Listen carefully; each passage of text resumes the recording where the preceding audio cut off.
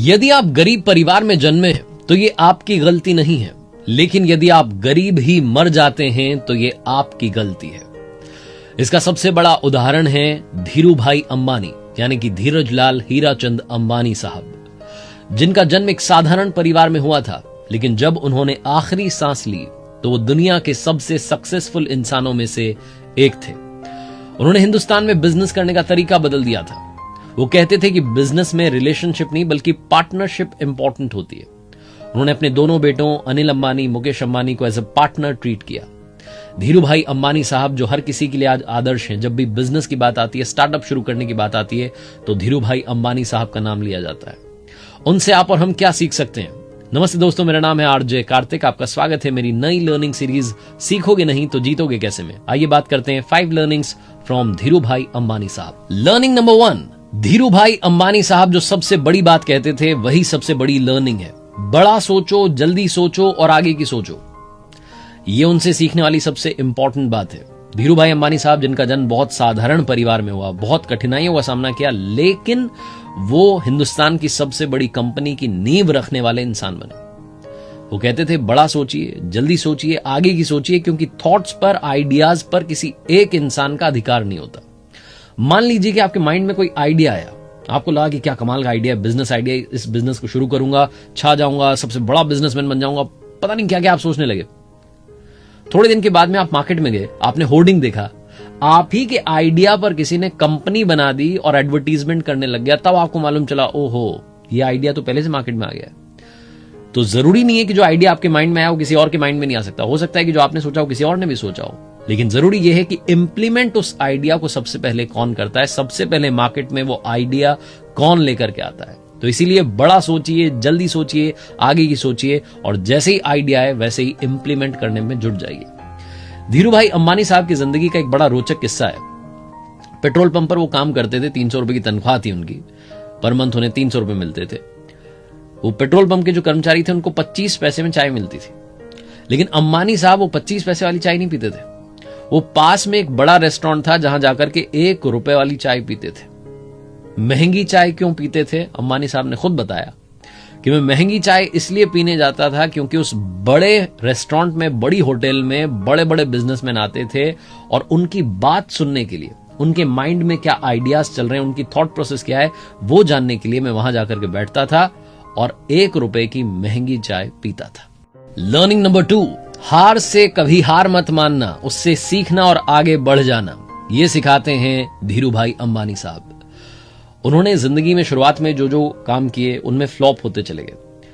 जहां वो रहते थे उसके पास में एक पर्यटन स्थल था, वहां जाकर के उन्होंने पकौड़े बेचने का काम शुरू किया। सीजन में बड़े टूरिस्ट आते थे, पकौड़े बड़े बिकते थे और उनको लग रहा था बड़ा अच्छा काम है, लेकिन वो सीजन चला गया, लोगों का आना कम हो गया। फिर उन्हें धीरे धीरे समझ में आया कि ये लॉन्ग टर्म बिजनेस नहीं है। उनके पिताजी ने उन्हें समझाया कि बेटा नौकरी करो। 17 साल की उम्र में यमन चले गए थे। यमन गए थे, इंपॉर्टेंट नहीं था, वो यमन पहुंचे, उन्होंने वहां काम किया, लेकिन सिर्फ काम नहीं किया बल्कि तैयारी की कि वापस इंडिया में आऊंगा, अपना बिजनेस करूंगा। 15,000 रुपए की सेविंग्स के साथ में धीरू भाई अंबानी साहब ने एक छोटे से दफ्तर में रिलायंस कमर्शियल कॉरपोरेशन की शुरुआत की। छोटा सा ऑफिस जिसमें 3 कुर्सी, 1 टेबल, 1 टेलीफोन था, वहां से उन्होंने शुरुआत की और आज उनके बेटे मुकेश अंबानी साहब के पास में एंटीलिया है, जो कि दुनिया का सबसे महंगा घर है। कहने का मतलब यह है कि शुरुआत में अगर फ्लॉप हो भी जाए तो हार नहीं माननी है, अपना काम करते रहना है, तैयारी करते रहनी है और आखिर में जीत हासिल करनी है। लर्निंग नंबर 3, शुरुआत करना बहुत जरूरी है। धीरू भाई अंबानी साहब से सीखने वाली बात यह कि कम से कम शुरू तो कीजिए। आपके माइंड में कोई आइडिया आ गया है तो उसे इंप्लीमेंट तो कीजिए। धीरू भाई अंबानी साहब बचपन से ही बिजनेस माइंडेड थे। उन्होंने बचपन में ही पकौड़े, नाश्ता, फ्रूट्स, ये सब बेचने का काम किया। जब उन्हें समझ में आया कि लॉन्ग टर्म नहीं है, फायदा ज्यादा नहीं होगा, तो फिर वो यमन गए थे, वहां जाकर के उन्होंने जॉब की थी। जॉब में जो सेविंग्स हुई उससे फिर उन्होंने कंपनी की शुरुआत की और धीरे धीरे धीरे अपने एम्पायर को बढ़ाते चले गए, बड़ा नाम कमाते चले गए। धीरू भाई अंबानी साहब की एक मजेदार कहानी है। एक बार वो कार में थे, अपने ड्राइवर के साथ में कहीं जा रहे थे।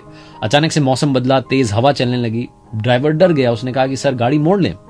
तो अंबानी साहब ने कहा कि नहीं नहीं नहीं, चलते रहो। ड्राइवर कुछ बोल नहीं पाया, साहब ने कह दिया था, चलता रहा। थोड़ी देर बाद और तेज हवा चलने लगी, आंधी आने लगी, आसपास के जो पेड़ पौधे थे वो हिल रहे थे। उसे ड्राइवर को लग रहा था कुछ बड़ा ना हो जाए। वो फिर से हिम्मत करके बोला कि सर वापस गाड़ी मोड़ लें। उन्होंने कहा नहीं नहीं नहीं, चलते रहो। थोड़ा और आगे चले तो उन्होंने देखा कि शेल्टर में जो सुरक्षित जगह थी वहां पर कुछ गाड़ियां खड़ी हुई थी। तो ड्राइवर ने फिर से हिम्मत करके कहा कि सर देखो ना, काफी लोग रुके हुए हैं, हम भी रुक जाते हैं। अंबानी साहब ने कहा नहीं नहीं नहीं, चलते रहो। बड़ी प्यारी सी मुस्कान के साथ में कहते रहे चलते रहो। थोड़ा आगे चले, बरसात होने लगी। थोड़ी देर के बाद में बरसात रुक गई, और जब बरसात रुक गई, मौसम फिर से सुहाना हो गया, हल्की हल्की धूप आ गई। तो उन्होंने कहा गाड़ी साइड में लगाओ, अब गाड़ी रोक लो। ड्राइवर को समझ नहीं आया कि अब क्यों गाड़ी रोकनी है। अंबानी साहब ने कहा कि अब पीछे मुड़ के देखो, कोई भी नहीं दिख रहा है। जो रुक गए वो रुक गए, वो आए ही नहीं, और हम वो तूफान, वो आंधी पार करके यहां तक पहुंच गए। इसलिए चलते रहो, रुको मत। लर्निंग नंबर 4, अपनों का साथ और ऊपर वाले का आशीर्वाद जिंदगी में कभी छोड़िएगा मत। धीरू भाई अंबानी साहब ने जिंदगी के हर कदम पर अपनी पत्नी को साथ रखा। जब वो यमन गए थे जॉब करने के लिए यंग एज में, अदन जहां पर वो पहुंचे थे, वो अदन की दुनिया कोकिलाबेन जी के लिए बिल्कुल अलग थी। लेकिन धीरू भाई अंबानी साहब ने अपनी धर्मपत्नी को समझाया कि इस दुनिया में भी हमें एडजस्ट करना होगा। जब मुंबई आए, जब बिजनेस शुरू किया, धीरे धीरे बड़े बिजनेसमैन बने, तो जब बड़ी होटल्स में जाते थे खाना खाने के लिए, 5 स्टार होटल्स में, तो अपनी धर्मपत्नी को साथ ले जाते थे और उनसे कहते थे कि आप अलग अलग क्विजीन ट्राई कीजिए, मैक्सिकन, चाइनीज, इटालियन, ये सब खाइए, क्योंकि दुनिया में बहुत सारी डिशेज हैं और हमें उनका लुत्फ उठाना चाहिए। धीरू भाई अंबानी साहब से सीखने वाली दूसरी बात है, ऊपर वाले का आशीर्वाद साथ रखिएगा। आज भी अंबानी फैमिली राजस्थान के नाथद्वारा में श्रीनाथ जी के मंदिर में हर बार जाती है, हर साल जाती है। कभी भी किसी भी बड़े बिजनेस की शुरुआत करने से पहले, बड़े काम की शुरुआत करने से पहले वहां आकर के प्रणाम करना नहीं भूलती है। तो ये कल्चर आज भी अंबानी फैमिली का बरकरार है। धीरू भाई अंबानी साहब से सीखने वाली जो 5वीं बात है, आइए उसकी बात करते हैं। Learning number 5, choose your team wisely. हमने सुना है बचपन से कि अकेला इंसान पहाड़ नहीं तोड़ सकता, लेकिन फिर हमें मालूम चला कि दशरथ मांझी साहब ने अकेले ही पहाड़ तोड़ दिया था। अकेले पहाड़ तोड़ना अगर बिजनेस होता तो अलग बात होती, लेकिन बिजनेस अकेले पहाड़ तोड़ने का काम नहीं होता। बिजनेस खड़ा होता है एक अच्छी टीम से। तो अपनी टीम को वाइजली चूज करें।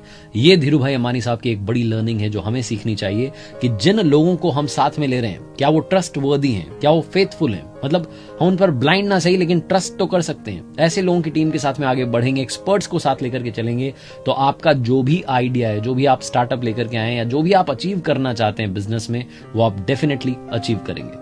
धीरू भाई अंबानी साहब ने कहा था कि अगर आप अपने सपने पूरे नहीं करेंगे तो कोई और आपका इस्तेमाल उसके सपने पूरे करने में करेगा। इसलिए अपने सपने पूरे करने के पीछे लग जाइए, उन्हें पूरा करके दिखाइए।